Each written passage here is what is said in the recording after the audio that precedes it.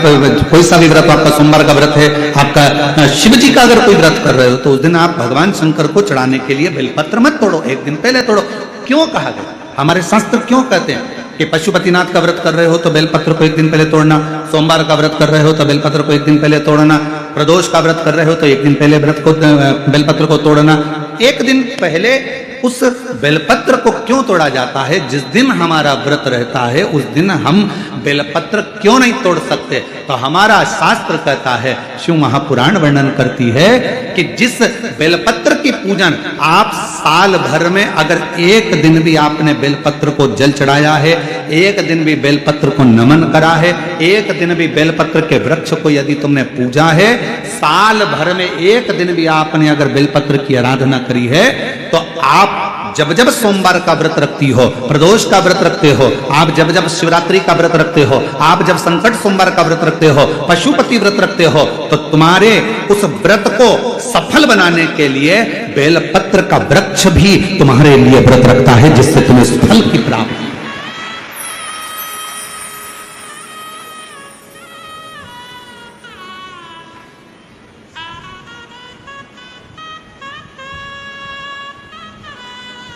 कथा सुनने आ रहे हो? घर के बाहर बेलपत्र का पेड़ है, कथा श्रवण करने जा रही हूं, बेलपत्र का वृक्ष है।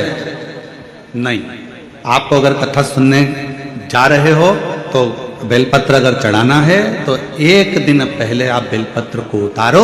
कथा सुनने के लिए जा रही हूं और बेलपत्र रास्ते में से तोड़ कथा में जाकर बैठ गई, बेलपत्र शिव पुराण को समर्पित कर दिया या कथा में समर्पित कर दिया, या विचार करा कि मेरा बेलपत्र व्यासपीठ तक जाएगा, झोली में डाल दिया। ध्यान रखना, कथा सुनने के लिए आ रही हो, सामने बेलपत्र का वृक्ष दिख गया, उसको झुककर प्रणाम करो, नमन करो और कहो, मेरे बाबा, मेरे शंभु, आपका दर्शन कर कर जा रही हूं। मैं जानती हूं इस बेलपत्र के वृक्ष में गौरी शंकर हैं, मैं जानती हूं इस बेलपत्र के वृक्ष में नारायण लक्ष्मी है, मैं जानती हूं इस बेलपत्र के वृक्ष में 64 योगिनियां हैं, मैं जानती हूं इस बेलपत्र के वृक्ष के तने में स्वयं कुबेर बैठकर साधना करता है। इस बेलपत्र के वृक्ष को मैं नमन करती हूं। बाबा, आपसे प्रार्थना करती हूं कि मैं कथा सुनने के लिए जा रही हूं, जब मैं कथा सुनकर वापिस आऊं ना, हे बेलपत्र महारानी, हे बेलपत्र के वृक्ष, हे शंकर, ऐसी कृपा करना कि मेरी खाली झोली को भंडार से भर देना, उसको नमन करो। और हम क्या करते हैं? कथा सुनने जा रहे हैं तो बेलपत्र का वृक्ष अपने आंगन में है या बेलपत्र का वृक्ष रास्ते में पड़ गया, 4-6 बेलपत्र तोड़ लिए, कथा में जाकर बैठ गए, कथा सुन ली, बाद में बेलपत्र समर्पित कर, ना ना ना ना, आते समय बेलपत्र को नमन करते हुए,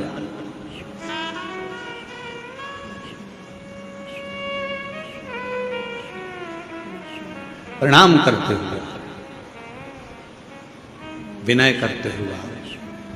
और मैंने तेरे ही भरोसे बाबा, तेरे ही भरोसे हवा बिच उड़ती जागी, बाबा डोर हर तो छड़ी नामे कटी जागी, बोले मैं तेरी पत्नी शंभु, मैं तेरी पतंग, हवा बिच उड़ती जागी, बाबा डोर हटो छड़ी नामे कटी जागी, बोले मैं तेरी।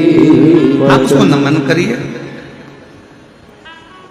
कई लोग कहते हैं, गुरुजी हमने पशुपतिनाथ का व्रत किया, हमने 16 सोमवार करे, हमने सोमवार का व्रत करा, हमने प्रदोष करी, हमने बाबा की सोमवारी का व्रत करा, मेरा बाबा मेरा सुनता क्यों नहीं है? हम गलती कर दिए, हम जिस दिन हमारा व्रत था उस दिन हमने बेलपत्र को तोड़ लिया,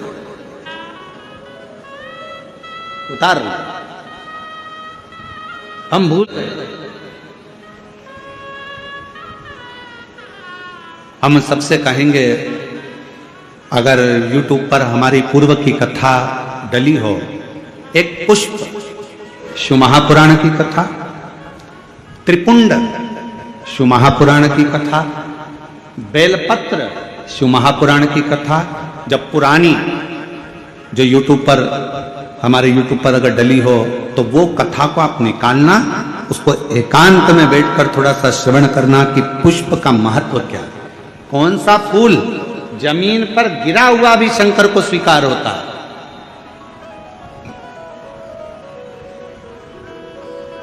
कौन सा पुष्प शिव को किस स्थान पर चढ़ाया जाए। क्यों सोमवार, अष्टमी और ये अन्य जितनी तिथियां होती हैं, अमावस्या, पूर्णिमा, प्रदोष, चतुर्दशी, त्रयोदशी, ऐसा वर्णन उसमें आता है कि इन दिन बेलपत्र को नहीं तोड़ा जाता। अष्टमी, नवमी, ये तिथियां हैं, क्यों नहीं तोड़ा, इसलिए क्या कारण है कि इन तिथियों पर बेलपत्र को नहीं तोड़ा जाता। तो कहा जब हम रोज बेलपत्र को जल चढ़ाते हैं, शंकर की आराधना करते हैं, तो बेलपत्र के वृक्ष के नीचे बैठकर देवता भी हमारे कल्याण की कामना करते।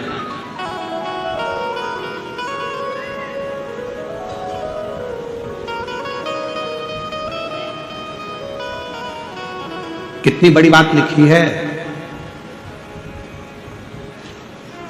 लिंग पुराण को उठाकर अगर आप पढ़ेंगे तो उसमें लिखा है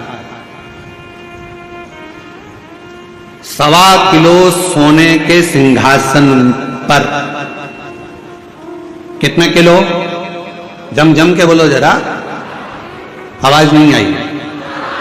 1.25 किलो सोने के सिंहासन पर मखमल का गद्दा बिछाकर एक शालिग्राम भगवान की मूर्ति, शालिग्राम भगवान की शिला रखकर उस पर सोने का छत्र 0.5 किलो का लगाकर हीरों और पन्नों से शालिग्राम भगवान का श्रृंगार कर कर किसी को दान करने का फल मात्र एक बेलपत्र शंकर के मंदिर में जाने से प्राप्त हो जाता है।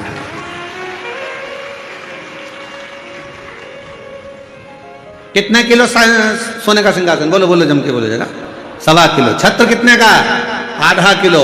हीरे, रतन, माणिक, मोती, सोने से जड़े हुए शालिग्राम भगवान को सिंहासन पर रखकर दान करने का जो पुण्य होता है, 1000 अश्वमेध यज्ञ का बराबर का जो पुण्य होता है, हजारों सर्वोत्तम यज्ञ करने का जो पुण्य होता है, सोम यज्ञ करने का जो पुण्य होता है, वो एक बेलपत्र शंकर भगवान को चढ़ाकर भगवान शिव को अर्पित करने से प्राप्त हो जाता है। और ऐसा यज्ञ का फल मेरा विश्वास करता है, मेरे छत्तीसगढ़ वासियों के लिए, मेरे संपूर्ण देशवासियों के लिए, मेरे संपूर्ण विश्व में रहने वाले शिव भक्तों के लिए, ये मेरा दिल कहता है कि इतना बड़ा दान मेरा मन करता है कि आप सब हफ्ते में कम से कम एक दिन ऐसा आता होगा कि आप भी एक बेलपत्र शंकर को चढ़ाते होगे, तो समझ लेना कि आपने भी अश्वमेध यज्ञ, सोम यज्ञ और स्वर्ण सिंहासन, स्वर्ण छत्र का दान अपने जीवन में कर लिया।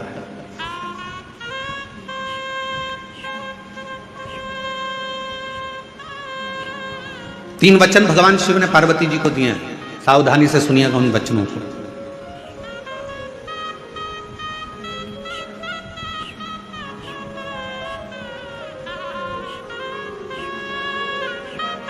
दो वचन तो काशी के हैं और एक वचन अमरनाथ की गुफा का। तीन वचन मेरे भगवान शंकर ने पार्वती जी को दिए हैं, जिसमें से दो वचन काशी के हैं कि काशी में शंकर भगवान से पार्वती जी कहती हैं, जिस पति पत्नी में आपस में झगड़ा हो उसमें प्रेम बढ़े, ये वचन दीजिए। शिव जी ने वचन दिया, पति पत्नी अगर झगड़ा करेंगे तो उनमें आपस में प्रेम बढ़ेगा। झगड़ा करने के बाद प्रेम बढ़ता है, स्नेह बढ़ता है। दूसरा वचन दीजिए, काशी में अगर कोई मरेगा तो उसको गुरु मंत्र तुम्हें देना पड़ेगा, तारण मंत्र तुमको देना पड़ेगा। शंकर भगवान ने वचन दिया कि काशी के अंदर अगर कोई मरेगा तो उसको तारण मंत्र में दूंगा, तारक मंत्र में दूंगा। और अमरनाथ की गुफा में तीसरे नंबर का वचन भगवान शंकर ने दिया, शिव जी ने दिया, बाबा जग कल्याण के लिए एक वचन चाहिए। क्या? भूल से भी अगर कोई एक बेलपत्र का स्पर्श मात्र कर ले, स्पर्श मात्र कर ले अगर भूल से भी अगर कोई बेलपत्र को छू ले या बेलपत्र का स्पर्श कर कर आपकी आराधना में या किसी को दान में दे दे, तो वो संसार सागर में दूसरी बार जन्म ना ले, वो आपके धाम में जाकर विराजमान। वचन दीजिए कि जननम पुनरपि मरणम के प्रपंच से छुड़ा देता है एक बेलपत्र का पौधा।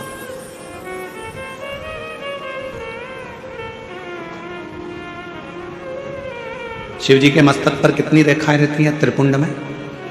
आवाज दो, आवाज नहीं आई। तीन रेखा मेरे भगवान शंकर के मस्तक पर है। उन तीन रेखाओं में एक एक रेखा में 9 देवता विराजमान।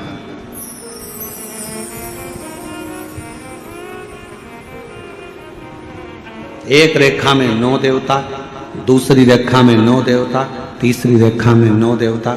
ऐसे शिव जी की त्रिपुंड रेखाओं में 27 देवताओं का वास।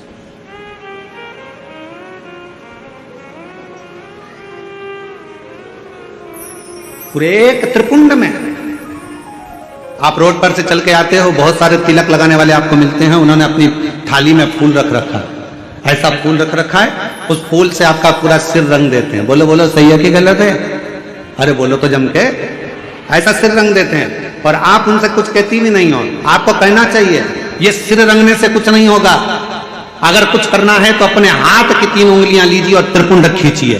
कम से कम 27 देवता मेरे मस्तक पर रहना चाहिए। 27 देवता मेरे मस्तक पर रहना चाहिए। चंदन की, भस्म की, रौली की, मौली की। अगर आप किसी भी भस्म का, चंदन का मस्तक पर अगर आप अष्टगंध का भी अगर त्रिपुंड लगा रहे हो तो आपके मस्तक पर 27 देवता त्रिपुंड की 3 लाइन खींचते से ही विराजमान हो जाते हैं। तिलक लगाने वाले फूल रख लिया, फूल से पूरा माथा रंग दिया, रंगने के बाद कह दिया चलो दक्षिणा दो जाओ। उस समय पर आपको कहना चाहिए, मैं कथा में आई हूं, शिव की कथा है, मेरे मस्तक पर त्रिपुंड लगा। त्रिपुंड से मतलब है कि 27 देवता, जब तक मेरे मस्तक पर त्रिपुंड रहेगा 27 देवता मेरे साथ में हर पल हर घड़ी रहेंगे, हर क्षण। पर हम नहीं बोल पाते। उन्होंने लिया फूल से रंग दिया, नहीं नहीं नहीं, हमको त्रिपुंड लगाइए, हमारे मस्तक पर त्रिपुंड होना चाहिए।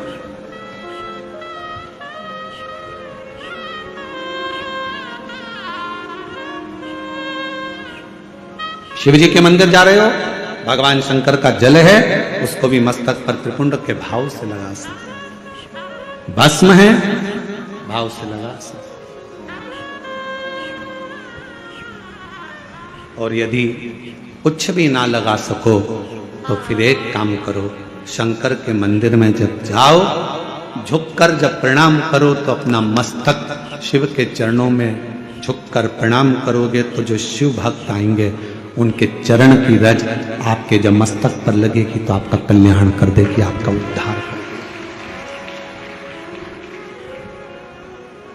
कल्याण कर देगी।